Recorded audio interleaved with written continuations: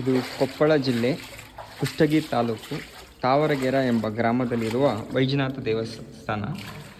ಇಲ್ಲಿ ಕೆಳಗಡೆ ಬಾವಿ ಇರೋದರಿಂದ ಯಾವಾಗಲೂ ನೀರು ತುಂಬಿಕೊಂಡು ಈ ಥರ ಆಗೋ ಸಾಧ್ಯತೆಗಳಿದೆ. ಮಳೆಗಾಲದಲ್ಲಿ ಈ ಥರ ಬರುತ್ತೆ. ಶಿವಲಿಂಗ ಯಾವಾಗಲೂ ನೀರಲ್ಲಿ ಮುಳುಗಿರುತ್ತೆ ಮಳೆ ಬಂದರೆ. ಇದು ಒಂದು ಶಿವಲಿಂಗ.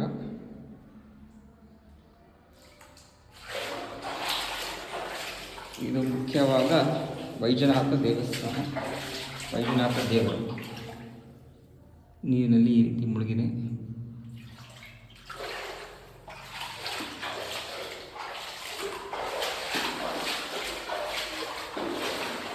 ಇದು ಇನ್ನೂ ಒಂದು ಶಿವಲಿಂಗ. ಇಲ್ಲಿ 3 ಶಿವಲಿಂಗಗಳಿದ್ದು ಈ ದೇವಸ್ಥಾನ ತುಂಬ ಪ್ರಾಚೀನವಾಗಿತ್ತು. ಈ ಬಸವಣ್ಣನ ಕೆಳಗಡೆ ಬಾವಿ ಇರುವುದರಿಂದ ಇಲ್ಲಿ ನೀರು ತುಂಬಿರುತ್ತದೆ. ಇದು ತುಂಬ ಪ್ರಾಚೀನವಾದ ದೇವಸ್ಥಾನ. ಎಲ್ಲರಿಗೂ ಒಳ್ಳೆಯದಾಗಲಿ.